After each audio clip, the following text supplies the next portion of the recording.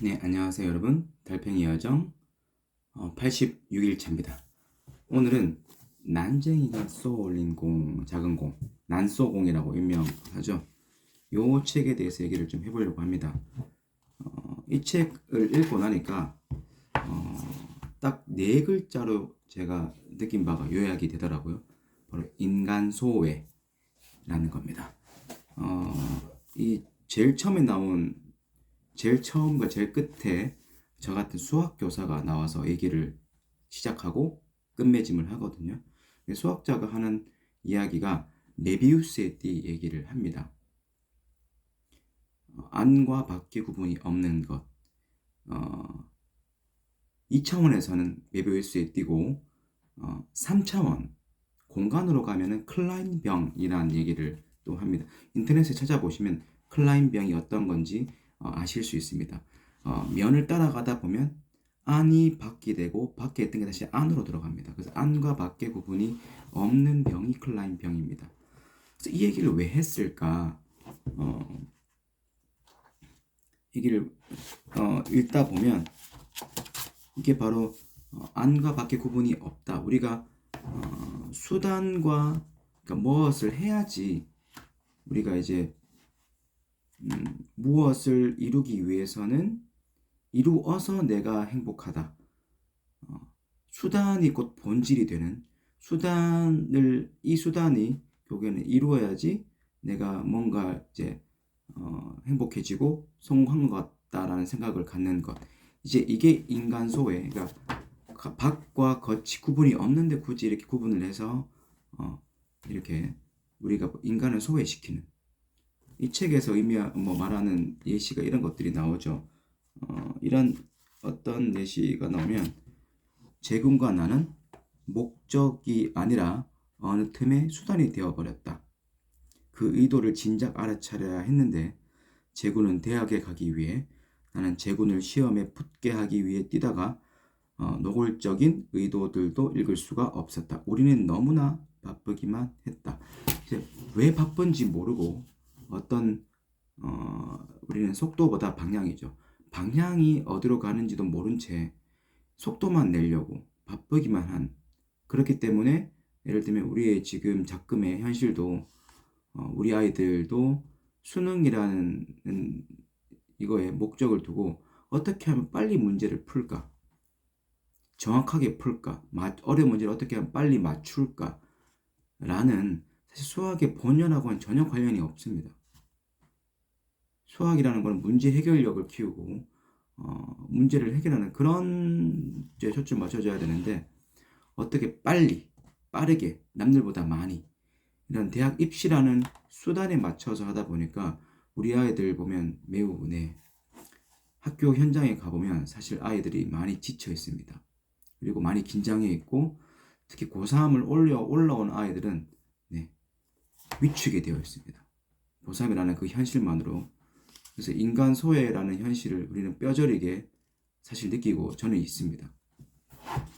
그래서 여기서도 그런 얘기를 하고 또 이런 얘기도 합니다. 왜 여기 주인공 같은 경우에는 노동자로서 은강 그 기업이라는 노조의 약간 리더로서 활동을 하는데 그 주인공을 일깨우는 한지섭이라는 또 다른 주인공이 나오거든요. 그 사람이 이 주인공을 이렇게 일깨웁니다. 현장 안에서 이미 알고 있는 사람이 바깥에 나가서 뭘 배워? 네가 오히려 이야기해줘야 할 사람들 앞에 가서 눈을 떴다고. 또는 너에겐 훌륭한 이론가가 될 소질이 많아. 그리고 그럼 그것을 뜨지 말고 지켜. 노동자로서 사용자와 부딪히는 그 지점에 네가 있으라고. 그러니까 이제 주인공이 어떤 교육을 받고 밖에 나가서 어떤 노동법에 대한 교육을 받고 뭐 이런 것들이 도움이 많이 되었다라고 얘기를 하자 또 한지섭이란 또 다른 등장인물이 한 말입니다. 네가 이미 현장에 가 있고 누구보다도 이론하는 사람보다 더 많이 현장을 알고 있는데 왜 밖에서 그걸 얻으려고 하냐? 그렇게 하다 보니까 니는 결국에는 지금 네가 지원해야 될 사람들을 등지가 되었다라고 얘기를 하면서 그것을 지키라고 얘기를 합니다. 그래서 이론을 가지고 와서 현장을 뭔가 이끌어 보겠다. 이게 잘못된 생각이라는 거죠. 이론 일종의 수단입니다.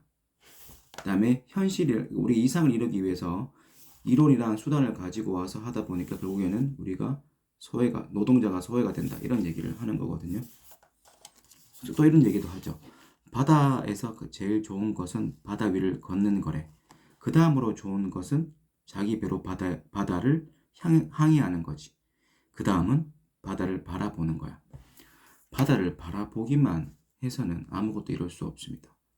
직접 그 현장에 뛰어들어야지 즐거움을 느낄 수 있고 우리가 몰입을 할 수 있는 거죠. 그게 본질이 뭔가? 바다를 항해하는 것. 바다 위를 걷는 것이 본질이라는 거죠. 본질. 바다를 보는 게 아니라. 그래서 우리가 이 책에서 말하는 이 본질, 안과 밖이 없는 것, 메비우스의 띠, 클라인병처럼 우리는 안과 밖이 없는데 우리는 단지 인생의 본질, 삶의 목적을 향해서 묵묵히 하루하루 우리 삶의 현장에서 충실하게 우리는 노력하고 우리 하나라도 좀 더 성장하기 위해서 삶의 본질에 다가가기 위해서 하는 게 삶의 본질인데 이 삶의 본질을 이루기 위해서 어떤 수단에 집착을 합니다. 돈이라는 거에 그다음에 성공이라는 거에 집착을 하다 보면 점점 우리는 소외가 되죠. 빨리 뭔가 돈을 벌어야 되겠다. 그런데 막상 열심히 노력을 했는데 1년, 2년이 지나가고 몇 달이 지나갔는데 어떤 변화가 없다. 그럼 우리는 이제 좌절을 하고 쉽게 무너져 버리죠. 사실 그게 아니라 삶의 본질이라는 건 따로 없이 그냥 계속 우리가 거기에 성공이란 거에 우리를 소외시키지 말고 매일매일 우리가 성공을 위해 어떤 본질을 위해서 매일매일 노력하다 보면 사실 성공이란 것과 돈은 따라오는 부수적인 것이 되는 거죠. 그래서 우리 이 책에서 사실 노동에 대해서 얘기를 하고 있지만 어떤 그 시절에 그런 노동자들의 현실을 고발하는 그런 소설이지만 결국에는 인간 소외라는 것들을 저는 되게 많이 와닿았습니다. 인간 소외에 대해서. 그래서 우리 스스로를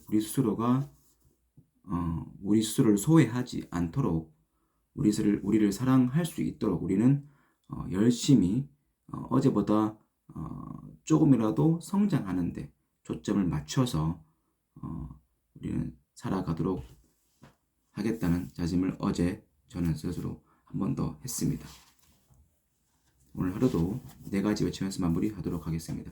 이렇게 하루하루 나를 소외시키지 않고 나를 사랑하는 마음으로 매일매일 충실하게 살아갈 수 있어서 매일매일 마음이 풍요롭고 그리고 매일매일 행복하고 매일 감사합니다. 오늘 하루도 감사하고 풍요로운 충만한 하루 되시길 바랍니다. 내일 뵙겠습니다.